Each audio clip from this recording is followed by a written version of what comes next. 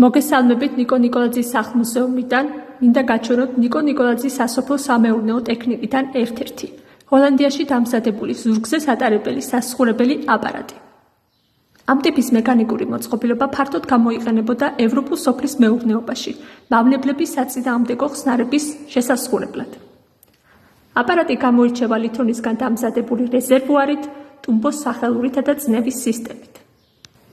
ეს ვარსკვლავური ორნამენტები თავსახურზე არის სიმბოლური გაფორმება და მიუთითებს ევროპულ აგრარულ დიზაინზე. ხოლო ზედაპირზე აღბეჭდილია წარმოებლის მარკირება და ფრანგული წარწერა, პატენტირებული ტექნიკის აღსანიშნავად. ეს აპარატი ასახავს ევროპული სოფლის მეურნეობის ინდუსტრიალიზაციის პერიოდს და წარმოაჩენს ქიმიური დაცვის ტექნიკის ხელით განხორციელების პრაქტიკას.